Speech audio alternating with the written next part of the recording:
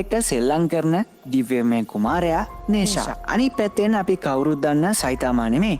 මෙයාගේ ෆෑස්ලා හදාගත්ත විශ්වයේ නීති පවා වෙනස් කරන්න පුළුවන් කියන දෙවියන්ටත් වඩා බලවත් ඒ රාත්‍රී සයිතාමා. මේ දෙන්න එකිනෙකාට හම්බ වුණොත් කවුද දිනන්නේ? අද අපි හොයන්නේ ඒ ගැනයි. අපි යමු මේ මහා සටනට. මුලින්ම අපි අපේ පළවෙනි සටන්කරුවව අඳුරගමු. කවුද මේ නේසා කියන්නේ? නේසා කියන්නේ චීන පුරාවෘත්තවල ඉන්න දඟකාරම ඒත් එක්කම බලවත්ම දේව කුමාරයෙක්. එයා සාමාන්‍ය මිනිසෙක් නෙමෙයි. එයාගේ ශක්තිය, වේගය දෙවිවරුන්ටයි යක්ෂයන්ටයි විතරයි සම කරන්න පුළුවන්.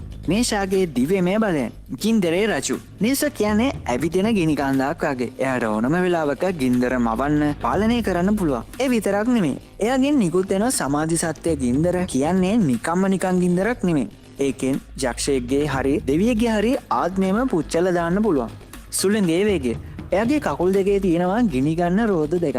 මේවට කියන්නේ ෆින්ෆයර් වීල්ස් කියලා. මේකෙන් එයාට ආලෝකයේ වේගෙන් වගේ ලෝක අතර පිඹන්න පුළුවන්. මැජික් ආයුධ. නේසා ළඟ තියෙනවා කවුරුත් බය වෙන ආයුධ තුනක්. අංක 1 විශ්ව වලල්ල. මේ රත්තරන් වලල්ල හිතන පතන විදිහට ලොකු පොඩි වෙනවා. හතුරෙක් දැක්කොත් තනියම ගිහිල්ලා ගහලා එනවා. අංක 2 රතු පටිය. මේ මැජික් රෙදි කෑල්ලෙන් හතුරන්න බඳින්න එයාලගේ බලය උරා ගන්න පුච්චලා දාන්න පාව පුළුවන්. අංක 3 ගිනි හෙල්ල. මේක තමයි නේසාගේ ප්‍රධානම ආයුධය. දිව්‍යමය ගින්දරෙන් බලගැන්වුණු මේ හෙලිපාරෙන් කන්දක් පවා කුඩු කරන්න පුළුවන්. ඉතින් අපි දැන් බලමු නේසා ඉපදුනේ කොහොමද කියලා. නෙළුම් මලෙන් උපත. නේසා එක වතාවක් මැරිලා නෙළුම් මලකින් ආයෙමත් ඉපදුනා. ඉතින් මේ ගැන නේෂාටු බලපු කට්ටිය දන්නවා. ඒ නිසා එයාගේ ශරීරයම හරිම පිරිසිදුයි. ඒ වගේම එයාගේ ශරීරය විනාශ වුණත් ආයෙමත් හදාගන්න පුළුවන් පුනර්ජනන බලයක් එයාට තියෙනවා. ඒත් නේෂා සම්පූර්ණ නෑ. එයාගේ ලොකුම දුර්වලකම තමයි එයාගේ කේන්තිය. කේන්ති ගියාම එයාට එයාගේ බලය පාලනය කරගන්න බැරි වෙනවා. ඒ ගින්දරෙන් තමන්ගේ අයටත් හානි වෙන්න පුළුවන්. හරි. අපි දැන් බලමු අපේ අනිත් සටන්කරුවා කවුද කියලා. කවුද මේ ටෙරාත්‍රී සයිතාමා කියන්නේ? හොඳට මතක තියාගන්න. මේ ඔයාලා ඇනිමේ එකේ දකින විහිළුවට වගේ සටන් කරන සාමාන්‍ය සයිතාමා නෙමෙයි. මේ යාගේ ෆෑන්ස්ලා නිර්මාණය කරපු බලයේ සීමාවක් නැති දෙවියන්වත් අභිබවා ගියපු what if version එක. ටෙරාත්‍රී සයිතාමාගේ බලයන් මොනවද කියලා අපි දැන් පොඩ්ඩක් බලමු. ලෝකයම වෙනස් කිරීම. හිතන්නකෝ ඔයාට භෞතික විද්‍යාවේ නීති වෙනස් කරන්න පුළුවන් කියලා. ටෙරාත්‍රී සයිතාමාට ඒක කරන්න පුළුවන්ලු. එයාට ඇත්ත ලෝකයම, කාලය, අවකාශය මේ හැමදේම එයාට ඕන විදිහට නවන්න පුළුවන්. විශ්ව විනාශ කිරීම. එක ලෝකයක් නෙමෙයි. විශ්ව ගොඩක්. එහෙම නැත්නම් මල්ටිවර්ස් එකක් වුණත් එකපාරකින් විනාශ කරන්න පුළුවන් බලයක් එයාට තියෙනවා කියලා තමයි කියන්නේ. සදාකාලික ශක්තිය. එයාට කවදාවත් මහන්සි වෙන්නේ නැහැ. මොනතරම් ලොකු ප්‍රහාරයක් වැදුනත් මැජික් එකක් වැදුනත් එයාට කිසිම දෙයක් වෙන්නේ නැහැ. එයාට හානි කරන්න බෑ. ඉතින් මේ ටෙරාත්‍රී සයිතාමාගේ දුර්වලතා මොනවාද? ඇත්තටම එහෙම දෙයක් නැහැ කියලා තමයි ෆෑන්ස්ලා කියන්නේ. එයාව නිර්මාණය කරලම තියෙන්නේ පරාජය කරන්න බැරි චරිතයක් විදියට. හරි.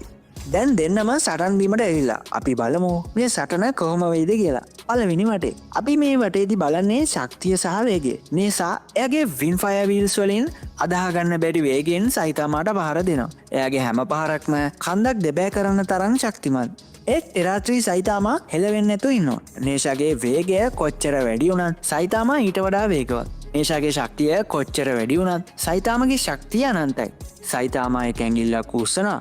නේෂාගේ ප්‍රහාරය නිකං හුලම් පාරක් වගේ නැවතිලා යනවා. දෙවෙනි වටේ. මේ වටේදී අපි බලන්නේ දිව්‍යමය ආයුධවලට එරෙහිව යථාර්ථය වෙනස් කිරීම. නේෂා පරාජය බාරගන්නේ නැහැ. එයා එයාගේ විශ්ව වලල්ල සයිතාමාට විසික් කරනවා. ඒක සයිතාමාව තලලා දාන්න තරම් විශාල වෙනවා. ඒත් සයිතාමා ඒ දිහා බලනවා විතරයි. එයාට පුළුවන් ඒ වලල්ල එන්න කලින් ඒක තියෙනවා කියන ඇත්තම මකලා දාන්න. එහෙම නැත්තං ඒකේ රියලිටිය වෙනස් කරන්න. එහෙම නැත්තං ඒක නිකන් සෙල්ලම් බඩුවක් වගේ කරන්න. නේෂා එයාගේ රතු පටියෙන් සයිතාමාව බඳින්න හදනවා. ඒත් ඒ පටිය සයිතාමාගේ ඇඟේ වදිනවත් එක්කම දූවිලි වෙලා යනවා. මොකද ටෙරාත්‍රී සයිතාමාට විරුද්ධව කිසිම මැජික් එකක් වැඩ කරන්නේ නැහැ. තුන්වෙනි වටේ.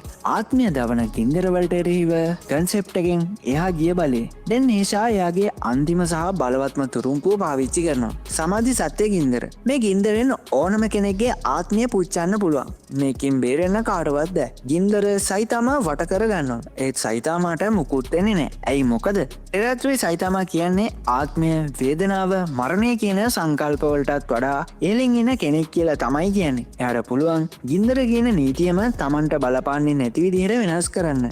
නේෂා මැරුණත් නෙළුම් මලෙන් ආයි ඉපදෙනවනේ. ටෙරාත්‍රී